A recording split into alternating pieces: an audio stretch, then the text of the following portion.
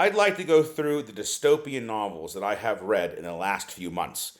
I started with the classic 1984 by George Orwell. This is a must read, along with its companion, Animal Farm. These came together as a little pairing here.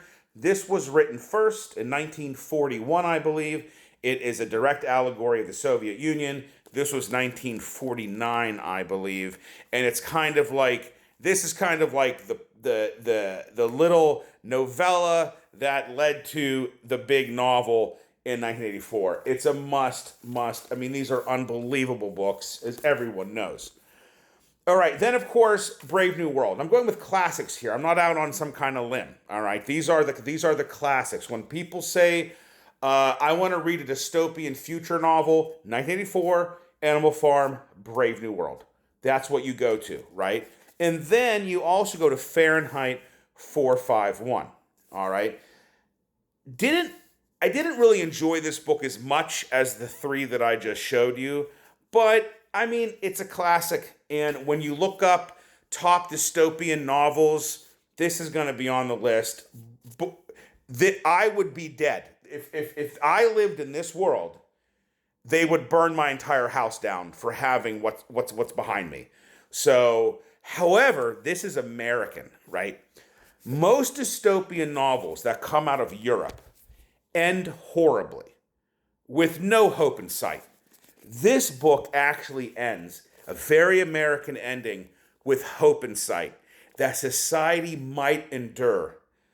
Just maybe. It actually ends with a glimmer of hope. And that is, I think, a very American kind of outlook on a dystopian future, that we could actually overcome it. Now, Jack London's The Iron Heel. Don't like it.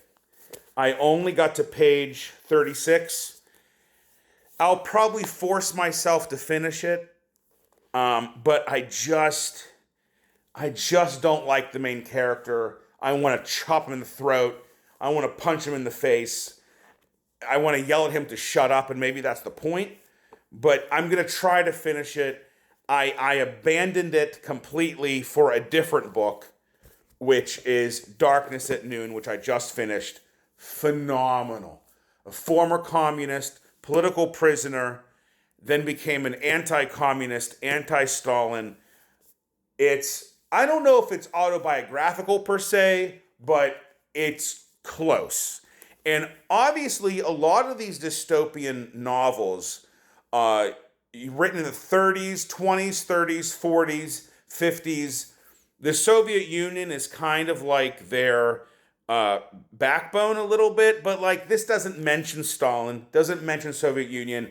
It's in a fictional place. That way, the novels can live forever. Because if you mention Stalin, Soviet Union, Russia, then you get more historical, like historical fiction, and it just bogs the story down. It's better to be more, so like Stalin in this book is called number one. Obviously, number one is Stalin. Obviously, the country and the tactics are Russia, but it doesn't say that specifically. But Darkness at Noon by Arthur Koestler, phenomenal. Oh, I loved this book. Really incredible book. Now, I am currently reading Ayn Rand's Anthem. I just started it. It's a novella. Actually, the book is very short. The last half of the book is about Ayn Rand, and then how she edited the book for the American publication. So the actual book is very short. It's only about that long. So I just started that. I only did chapter 1. I'm doing chapter 2. I have Invitation to a Beheading by Vladimir Nabokov. I'm a big fan of Panine and Lolita, so I thought this would be great. And the granddaddy of them all. If you're into dystopian novels, you must read We. 1920s. This book, again, like this one, where people are known by their number, their designation, and not by like a name. Again, the main character, D503, his registered sex partner, 090, like, they live in glass houses, so the guardians can watch them at all times. There's the benefactor, which is Big Brother in 1984. This book directly inspired 1984. Honestly, if you want to get into dystopian fiction, start here, because it influenced everything else that I've shown you, especially George Orwell. We is fantastic. I loved this book. Again, ends horribly. This one ends horribly. This one ends... Oh, no, this one I don't know how it ends because I don't like it. I'll finish it one day. This one ends with a glimmer of hope. This one ends horribly. This one ends terribly. And this one ends also terribly because that's what these kind of collectivism, totalitarian governments end. Always horribly. Individual, freedom, that is what lasts. Collectivism leads to only destruction. And that's what you will learn when you read dystopian literature, novels. I don't read. You might think, Mike, of course you read. Now, I like to buy books, but I'm so into this because collectivism is creeping into the United States. Socialism, communism, it's all creeping in, and we have to stop it. And the best way to stop it is to get yourself familiar with what it does and the outcomes and the horribleness that is collectivism. You must hold on to your individualism. You must hold on to your self-esteem. You're just human. These books go against human nature at every level. Collectivism is not human nature. Individualism is. Capitalism is. The freedom is. These books, there's no freedom. All right, think of 1984. Telescreen in your home. You are watched all the time. Everything in your life is predetermined pretty much. But you want freedom. You want individualism. You want capitalism.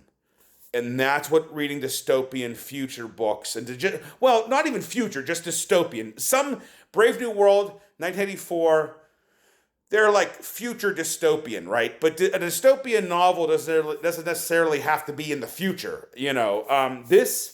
Well, I guess this one technically takes place in the future, but it's not like they give you a date.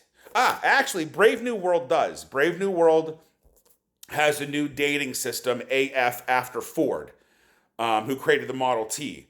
And it's like, I'm Catholic, right? So we do the sign of the cross. And Brave New World, they do the sign of the T for the Model T by Ford.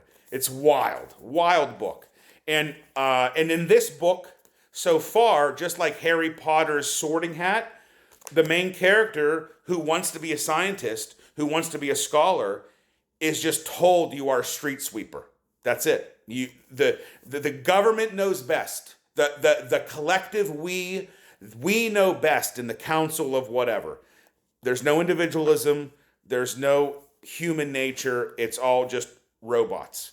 And that's what a lot of the, dystopian novels are about. Get 1984. Actually, I would start with we. I started with 1984 until I learned that this is really like a big influence on George Orwell. I would start here with we, and then go into, so I basically said, okay, this was 1920. Okay, 84 wasn't until 49. So what's in between, right? So I kind of if I could go back and restart this journey, I would start with we, and then figure out what was written next chronologically to see how dystopian novels build on each other. But I'm obsessed. I can't stop reading this stuff. I just love it. Thanks for watching. If you have any comments, questions, let me know. We will see you next time. Bye.